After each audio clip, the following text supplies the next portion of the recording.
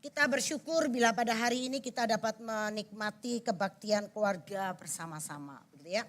Mari kita akan melandasi akan ibadah kita dalam khotbah kita pada pagi hari ini. Yaitu mengenai tentang janji suci.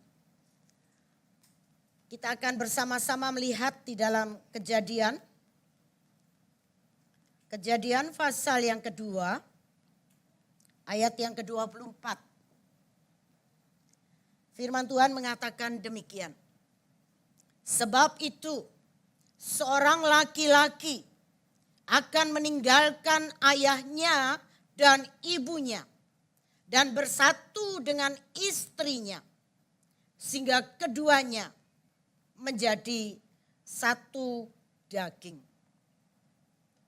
Saudara, ketika saya memimpin acara pemberkatan nikah kudus, hati saya selalu diliputi gejolak penuh syukur dan juga bahagia. Apalagi ditopang dengan suasana, pasti suasana gereja penuh dengan aroma dan nuansa bunga.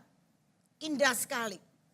Lalu ketika menyaksikan sepasang anak manusia memasuki ruang gereja, saya melihat kebahagiaan tercermin pada kedua wajah mereka.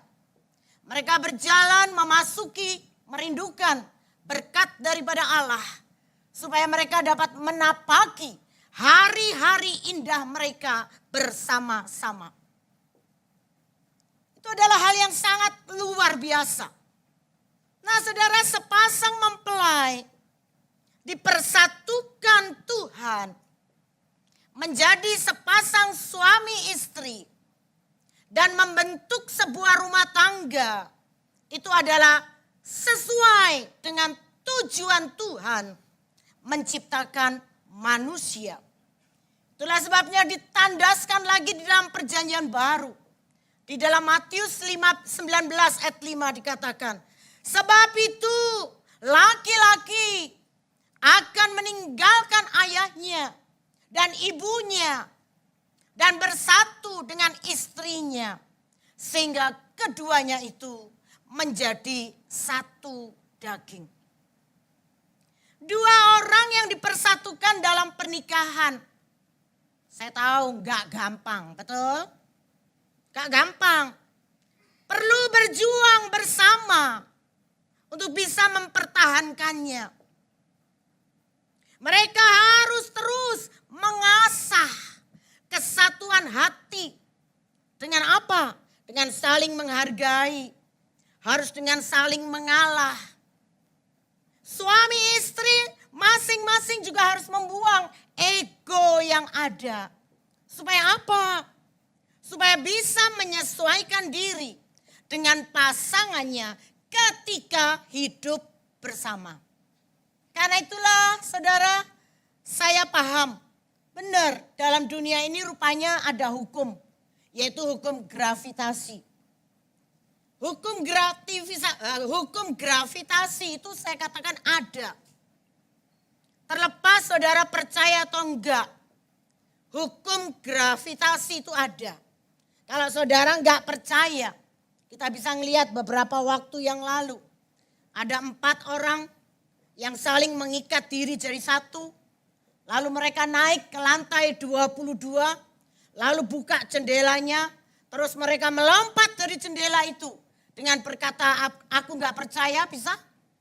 Kalau mereka berkata teriak, aku gak percaya, belum entek omongan itu. Saya katakan dijamin bahwa mereka sudah mendarat dengan sukses di tanah.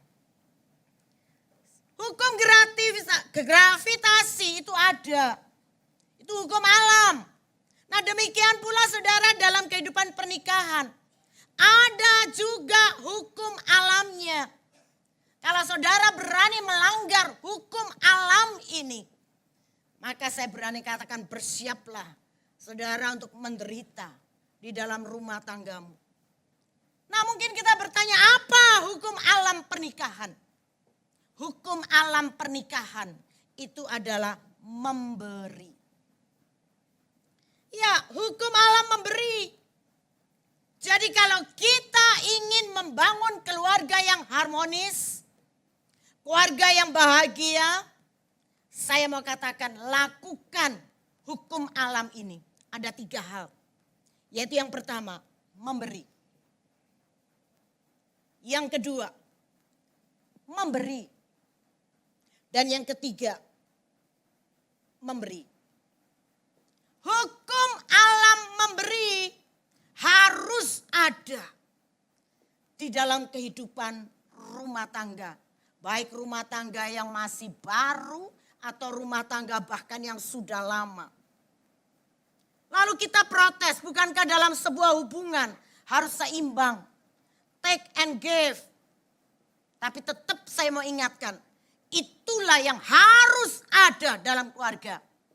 Ada hukum alam yang namanya memberi yang tidak bisa didauciawancel. Yang tidak bisa ditawar-tawar lagi. Kalau kita berani melanggar hukum alam ini, saya tadi tekankan, kita pasti akan menderita. Nah saudara, untuk memudahkan hukum alam memberi, saya akan memakai prinsip, yaitu prinsip pertanian. Perhatikan Pak Tani saudara.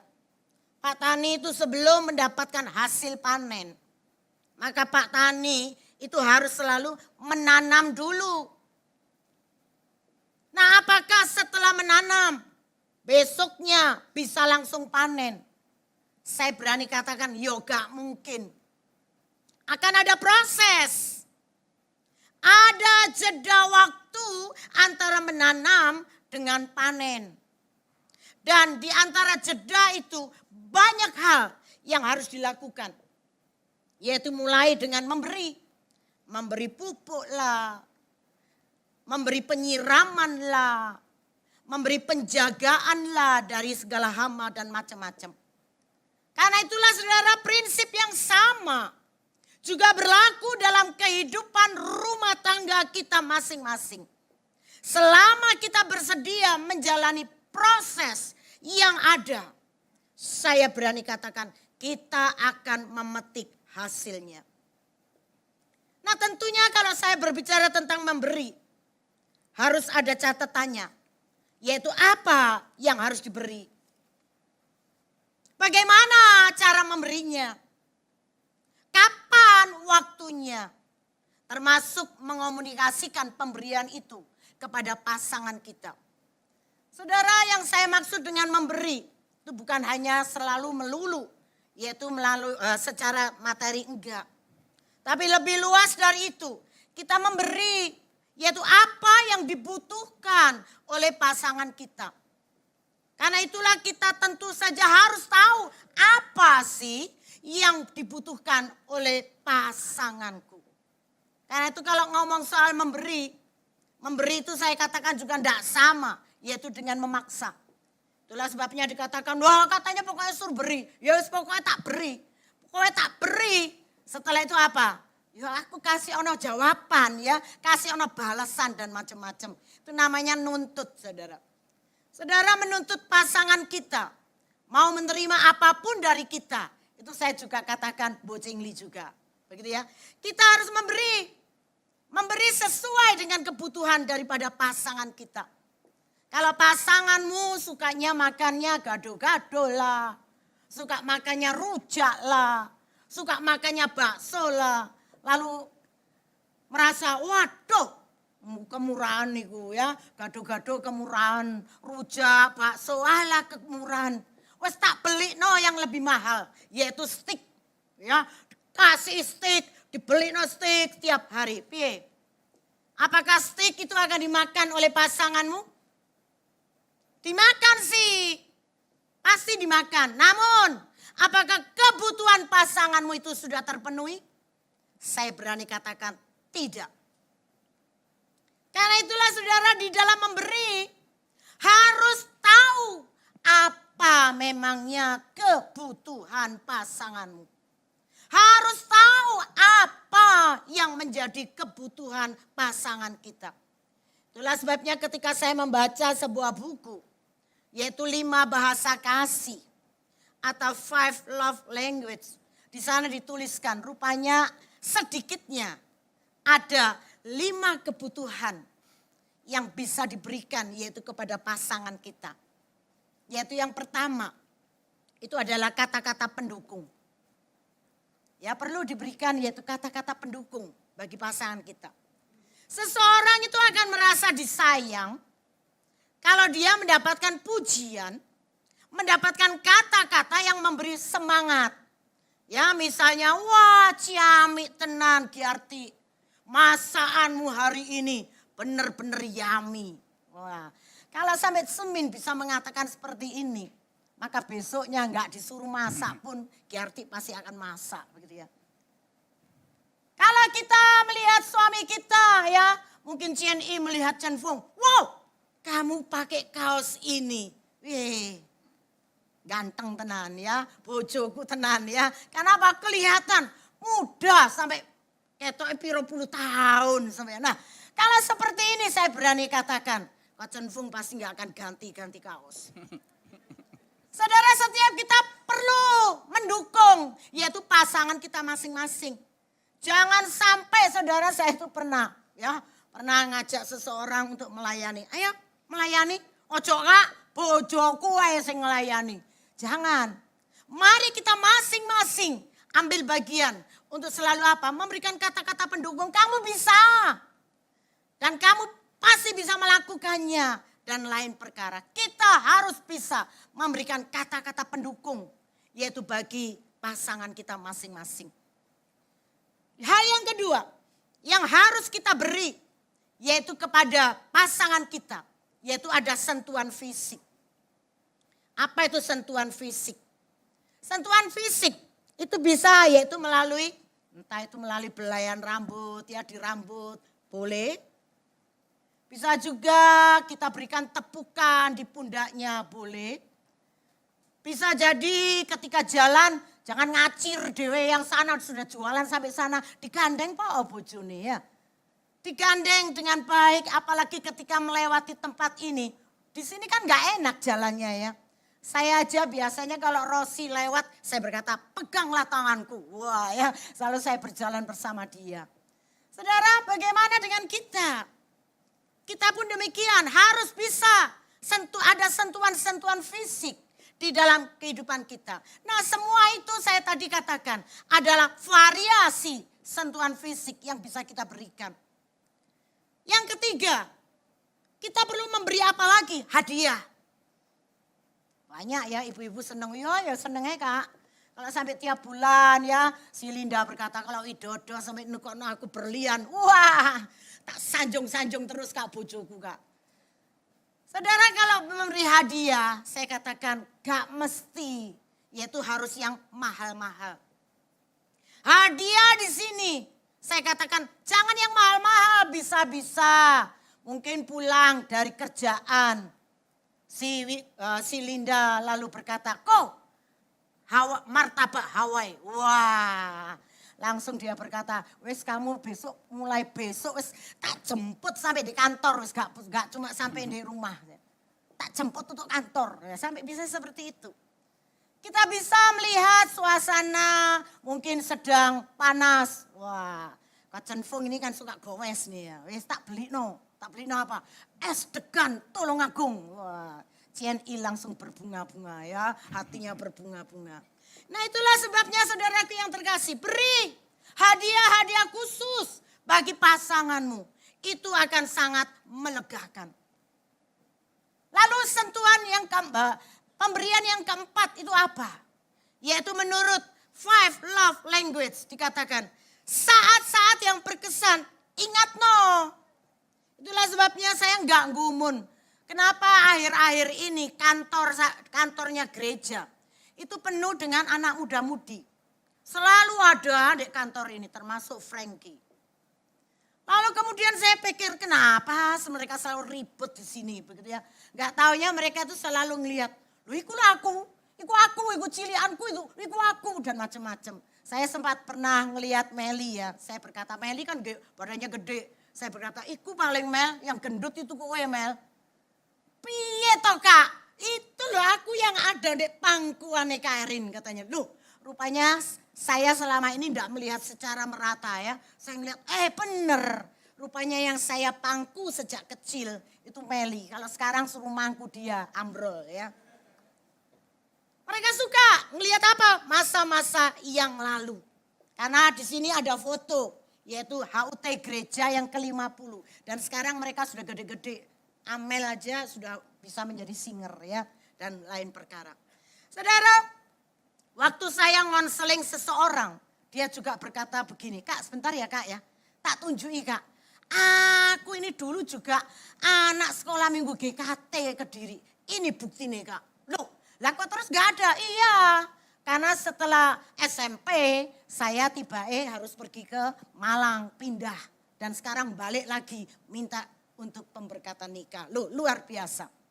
Saudara, beri hal-hal yang berkesan untuk apa? Pasanganmu. Ingatkan HUT pasanganmu.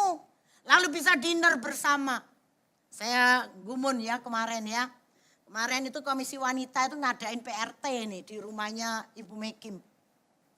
Dan kita merayakan ulang tahun daripada Komisi Wanita dan pengurus juga ingat.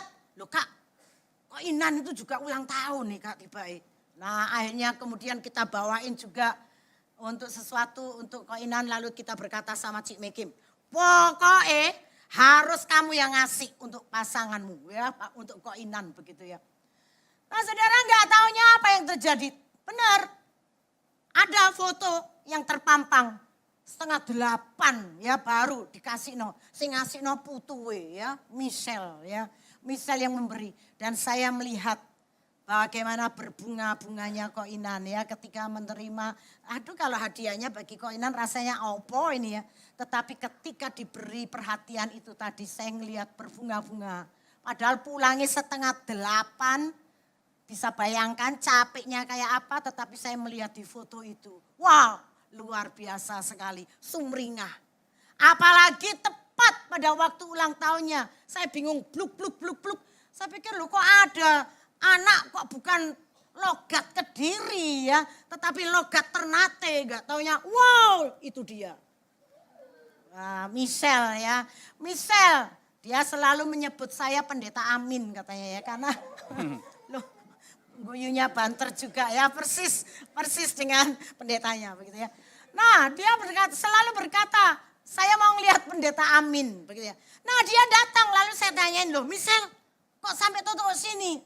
Iya, gak taunya ingin merayakan ulang tahun daripada kungkungnya. Saya coba tanya sama Ko Inan, bagaimana situasi hati Ko Inan pada waktu itu? Ketika ngelihat anak semua kumpul, cucu kumpul, gimana Ko Inan? Greges sampai ada ya. Kalau Kairin gregesi karena flu pilek ya. Tapi kalau Ko Inan gregesi karena apa? Bahagia sekali. Karena itu terapkan di tengah-tengah keluarga kalian masing-masing. Saat-saat yang berkesan harus engkau ungkapkan. Ketika suamimu berhasil, sukses melakukan sesuatu pekerjaan, katakan dengan bangga, semangat. Ya, ketika Cemin sukses, ringnya sudah sukses. Kiarti pun harus bisa berkata, wah puji Tuhan, terima kasih. Karena Tuhan sudah menjaga kamu kok. Wah, saya percaya ngelihat Cemin makin ganteng lagi begitu ya. Dan yang terakhir yang kelima, yaitu pelayanan. Apa itu pelayanan? Kita bisa membersihkan rumah bersama-sama. Kita bisa membuat rumah tampak rapi. Kita bisa ikut membantu menyiapkan sarapan.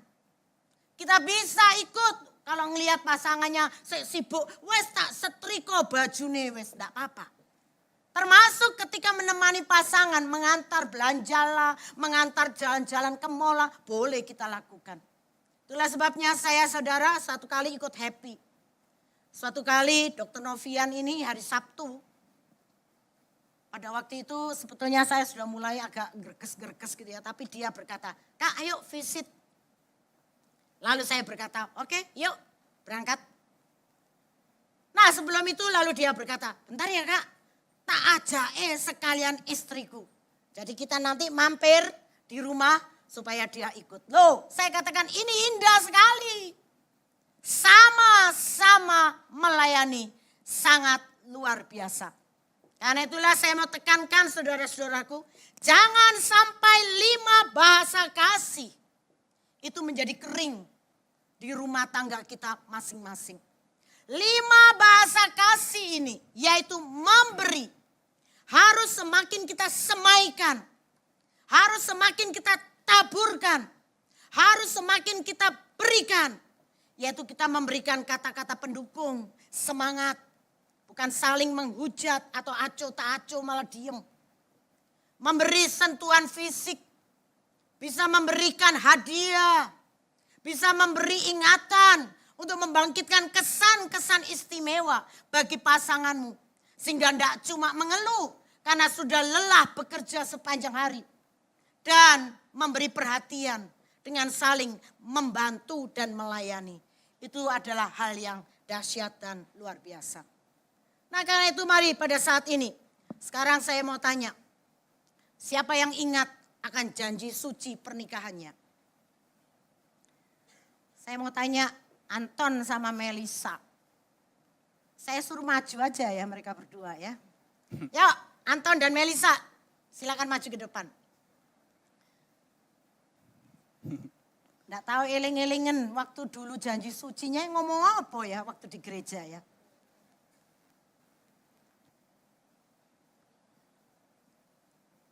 Ya coba dipraktekkan dulu. Langsung di depan. Nah ketika kalian ingat, piro tahun sudah menikah? Jangan sampai lupa ya sampai berapa tahun ya. Wah sudah 8 tahun. Yuk silakan ucapkan janji nikahmu.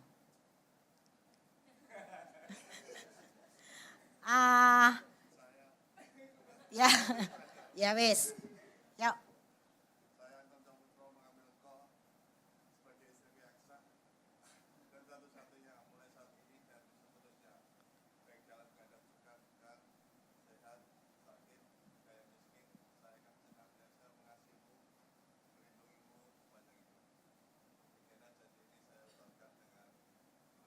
Iya, ini janji. Nah, Melisa juga ingat pasti janji itu ya. Nah, ada satu yang bagi Melisa harus diucapkan kepada sang suami. Bukan melindungimu tetapi mendampingimu. Ya, terima kasih silakan duduk. Nah, janji pernikahan itu enggak boleh dilali no. Janji pernikahan itu merupakan bentuk perjanjian cinta. Yaitu sepasang suami istri. Di mana pada waktu itu di hadapan Tuhan Yesus Kristus. Di hadapan juga orang tua. Di hadapan juga yaitu sahabat-sahabatnya atau jemaatnya. Janji suci pernikahan Kristen itu tidak bisa diucapkan secara sembarangan. Wes pokoknya tak sekedar tak hafal no. Tetapi membutuhkan pertanggungjawaban yang serius. Sampai akhir hayat. Itulah sebabnya janji suci tadi dikatakan saya mengambil engkau menjadi istri atau suami. Konsep pernikahan itu berasal dari Tuhan. Dimulai dari keluarga pertama yaitu Adam dan Hawa di Taman Eden. Nah Tuhan kemudian membawa Hawa itu kepada Adam untuk menjadi istrinya. Itulah sebabnya Adam lalu berkata gini, inilah dia. Tulang dari tulangku dan daging dari dagingku. Tulang dari tulangku dan daging dari dagingku. Karena itulah kalau pernikahan terkoyak. Tahu odewe loroe kayak apa. Karena apa? Kalian sudah menjadi satu tulang. Satu daging. Berarti Tuhan yang membukakan jalan. Sampai pernikahan itu terwujud. Dan pernikahan yang dikehendaki Tuhan adalah pernikahan di antara anak Tuhan yang bersatu supaya apa? Bisa memuliakan akan namanya. Karena itu ingat bahwa menikah itu hanya satu kali seumur hidup. Kayak baptisan. Baptisan pun tidak usah berkali-kali. Satu kali seumur hidup. Karena itulah pastikan saudara itu sudah membuka mata lebar-lebar sebelum menikah. Lalu menutup mata rapat-rapat setelah menikah. Dan pastikan kasih Tuhan tetap ada di dalam diri kita. Agar apa? Agar kita bisa mencintai dan menerima pasangan kita apa adanya. Ingat, meskipun ketika sudah jadi, kok ada kekurangannya. Tidak apa-apa, karena dialah yang telah ditetapkan Tuhan. Karena itu saudara, kalimat saya mengambil engkau. Itu menunjukkan bahwa pasangan suami dan istri sudah memilih sendiri pasangannya dan keinginan hatinya. Dan pasangan yang diambil itu akan terikat erat, yaitu sebagai istri atau suami. Yang kedua, dalam janji nikah dikatakan saling memiliki dan menjaga sampai kapan? Sekarang dan selamanya. Karena itulah saat ibadah pernikahan dimulai, maka nama Tuhan pun diagungkan. Nah, itulah tanda bahwa calon pengantin sepakat untuk melibatkan Tuhan hadir dalam pernikahan mereka. Karena itulah sebabnya saya suka banget. Bahtera rumah tangga itu selalu saya katakan seperti kita itu naik bahtera. Bahtera, kalau naik bahtera tidak tentu selalu aman. Selalu akan ada angin, selalu akan ada badai. Tapi gak apa-apa kalau kita punya nahkoda, yaitu Tuhan Yesus sendiri. Sehingga dialah yang bisa meneduhkan setiap kita. Karena itulah dikatakan istri dan suami dalam menikah. Maka dikatakan setiap tetes air mata kebahagiaan ataupun kesedihan dalam hidup ini, ingat Tuhan tahu kok. Itulah sebabnya semua problem dalam pernikahanmu jangan kau atasi dengan kekuatanmu sendiri. Tapi bawa di hadapan Tuhan. Seperti dikatakan dalam Matius 19 ayat 5 sampai 6. Bawa di hadapan Tuhan. Saudara, istri dan suami dalam menikah. Tentunya mereka berkomitmen. Berkomitmen untuk saling memiliki. Saling menjaga. Mengasihi pasangan satu sama lain. Nah, janji ini tidak cuma bertahan sak minggu atau sak bulan atau sak tahun. Kenapa? Janji ini gak ono tenggang waktunya. Gak ono masa kadaluarsanya. Harus seterusnya. Lalu yang kemudian berikutnya dikatakan, pada waktu susah, senang. Pada waktu kelimpahan, kekurangan. Pada waktu sehat, sakit. Ini mengandung makna bahwa komitmen pernikahan harus terus bisa bertahan. Meskipun jalannya dalam pernikahan itu gak mulus. Itulah sebabnya dikatakan supaya setiap kita ketika melihat, waduh pasangan kita kok kehilangan pekerjaan. Lalu jangan kita katakan, waduh kamu ini pengacara tenanan. Ya, tahu pengacara? Pengangguran banyak acara sambil beroto yudor tengah-tengah keluarga. Enggak lah. Ketika kemudian suami menjadi sakit, stroke lagi. Wes, saya tidak akan meladenimu lagi. Saya tak noleh yang lain. Enggak lah. Karena dikatakan apa? Pada waktu susah, senang, kelimpahan, kekurangan, sehat atau sakit. Aku akan terus mendampingimu. Jangan ditinggalkan. Sampai kapan? Maka dikatakan yang terakhir, sampai maut memisahkan. Jadi hanya kematian merupakan satu-satunya yang bisa memisahkan suami dan istri. Itulah sebabnya lihat di dalam Alkitab banyak sekali catatan-catatan cerita ya tentang pernikahan. Ada keluarganya Abraham dan Sarah. Bagaimana cara mereka menikah, Ishak dan Ribka. Ada Yakub sayang sama Rahel tapi dikasih Lea. Wes gak peduli pokoknya aku harus dapat Rahel. Dapat sih mereka semuanya. Tapi apa yang terjadi? Hal yang gak enak juga terjadi. Karena itulah di dalam Alkitab lihat pernikahan dipaparkan dengan jelas. Supaya apa? Menjadi satu hal bagi kita. Supaya kita dapat melihat. Ada yang perlu kita teladani. Dan ada yang tidak perlu kita teladani. Tapi dalam semua cerita dikatakan ada satu samanya. Yaitu Tuhan tetap memberkati mereka. Termasuk apa? Yaitu keturunannya. Berkat Tuhan itulah yang membuat keluarga anak Tuhan. Itu yang akan mampu bertahan dalam segala keadaan. Karena itu nanti di rumah baca Filipi 4 ayat 6 sampai 9. Itulah berita kekuatan bagi kita. Supaya apa? Jangan sampai di tengah-tengah porak-porandanya kehidupan rumah tangga kita. Kita langsung berkata nyerah aku. Karena itulah saudara saat kita berbicara mengenai komitmen. Seringkali kita cuma ngomong, wah komitmen itu paling cuma, ya wes setialah. Bukan setialah, wes sih. Saya pasti akan setia. Saudara, memang kesetiaan adalah salah satu bentuk dari komitmen. Namun saya ingin mengajak pada hari ini dengan yang lebih luas lagi.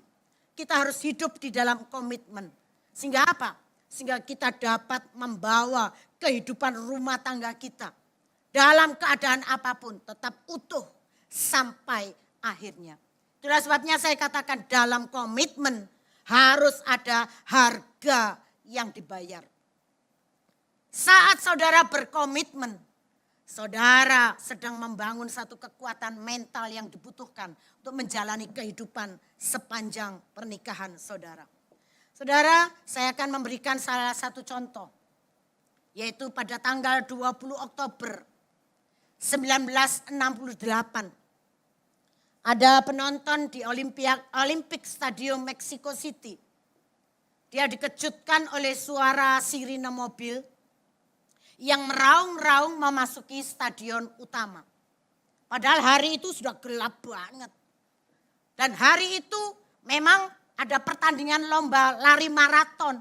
Tapi semua penonton sudah pulang. Tapi yang terakhir dalam gelapnya malam masih ada suara sirine. Dan enggak taunya ngiringin siapa? Ngiringin seorang pelari yang ketinggalan. Pelari ini adalah dengan setengah pincang ya, dia tetap berlari-lari payah memasuki stadion menuju garis finish. Pelari ini namanya John Stephen Akhwari. Dia adalah pelari dari Tanzania. Kenapa dia terakhir? Karena ketika dia berlari awal, gak sengaja tubruan dengan koncone, gelempang. Setelah dia gelempang yang terjadi adalah lututnya terkilir. Nah ketika lutut terkilir, dia tetap mau berlari. Padahal para ofisial itu sudah meminta, wes mandeko, wes gak usah berlomba lagi. Kenapa? Karena nanti lukamu sangat mengkhawatirkan. Tapi yang terjadi adalah John Stephen Akhwari ini gak mau mandek. Dia tetap berlari. Sambil pincang-pincang dia tetap berlari, dan berlari. Padahal dia pun mungkin sudah mendengar kalau pemenang maraton itu sudah memasuki garis finish lebih dari 1 jam yang lalu. Tapi dia tetap tidak mau mandek. Dia tetap berlari sampai akhirnya diiringi suara sirine itu masuk stadion. Dan saudara tahu mengapa dia bisa melakukan hal seperti ini? Maka kemudian banyak orang bertanya, sakjane lho kan iso mandek sih. Tapi dia kemudian berkata, enggak. Karena saya diutus oleh negara saya adalah untuk lari maraton 5.000 mil. Mosok baru lari beberapa kilo, saya sudah nyerah kalah. Dia enggak peduli keadaannya bagaimana. Dia tetap menyelesaikan larinya. Saudara, inilah saya katakan kisah yang benar-benar menggambarkan tentang luar biasanya komitmen yang dimiliki John Stephen Akhwari. Apapun yang terjadi, dia akan menyelesaikannya. Tidak terbayang rasa sakit yang harus dia rasakan sepanjang lomba, tetap dia jalani. Saudara, semua orang pastilah akan mengerti kalau dia cedera. Pasti semua orang tidak akan menolak dan menyalahkan dia kalau dia menyerah dan berhenti. Tapi itu tidak dilakukannya. Karena apa? John Akhwari ini berkata, aku harus terus dan terus berjuang. Saudara, setiap kita juga demikian. Setiap kita juga butuh kekuatan mental seperti John Stephen Akhwari. Kehidupan pernikahan yang saudara jalani itu juga persis seperti ini. Seperti lari lomba maraton. Saudara sangat mungkin bisa terjatuh di awal lomba. Atau di tengah lomba. Atau mungkin mau di akhir lomba. Tapi saudara, saya mau katakan, ingat kalau saudara ingin menyerah pada waktu itu, saudara ingatlah komitmen saudara. Komitmen saudara. Jangan biarkan saudara berhenti dan menyerah begitu saja. Ingat saudara, sebagai dua orang menjadi satu di dalam Tuhan. Kita tuh tetap harus menghadirkan Tuhan di dalam rumah tangga kita. Sehingga ketika ada badai bagaimanapun, saya berani katakan kalau ada Tuhan, semua berada di dalam naungannya. Karena itulah saya bangga dengan satu tulisan WA dari jemaat ketika saya iseng-iseng buka. Saya bangga sekali. WA-nya ngomongnya demikian. Asal ada Tuhan, sudah cukup. Saya berkata, kenapa engkau mengalami pergumulan sedemikian besar? Tetapi kemudian dia berkata, asal ada Tuhan, cukup. Karena aku menyerahkan segalanya kepada Tuhan. Demikian pula dengan setiap kita. Ketika kita menjalani kehidupan rumah tangga kita, saya tahu tidak gampang saudara. Tapi kita harus selalu berdoa bersama. Ketika kita menghadapi perselisihan, ketika kita menghadapi hal-hal yang tidak mengenakan, doa bersama-sama. Didik anakmu sesuai dengan petunjuk firman Tuhan. Sehingga engkau pun akan mendapatkan keturunan ilahi. Ini penting saudara. Pertama tadi ketika saya melihat keluarga Ibu Eli datang, saya berkata luar biasa. Keturunan ilahi pasti diberkati oleh Tuhan. Kenapa firman-Nya berkata, bukankah Allah yang esa menjadikan mereka daging dan roh? Dan apakah yang dikehendaki kesatuan itu? Jawabannya jelas, keturunan ilahi. Jadi jagalah dirimu dan janganlah orang tidak setia terhadap istri dari masa mudanya. Maleakhi 2 ayat 15. Nah dengan demikian kita dapat mempertahankan pernikahan kita sampai ajal menjemput kita. Dan kita pun hendaknya selalu ingat di dalam hati kita yang dikatakan apa yang telah dipersatukan Allah bagaimana? Tidak boleh diceraikan manusia. Saudara, mari terus semangat berkomitmen dengan janji sucimu. Mari kita semua bertekad untuk mempertahankan pernikahan yang bahagia, yang utuh sampai akhir di dalam Tuhan. Nah kiranya Tuhan memberkati rumah tangga kita semua. Baik untuk pasangan yang sudah lama menikah atau masih beberapa tahun, bahkan ada yang beberapa bulan. Ingat hukum alam terapkan di dalam kehidupan rumah tanggamu, yaitu memberi untuk pasanganmu. Biarlah ini membuat setiap kita memiliki kehidupan rumah tangga yang utuh di dalam Tuhan. Mari kita berdoa bersama.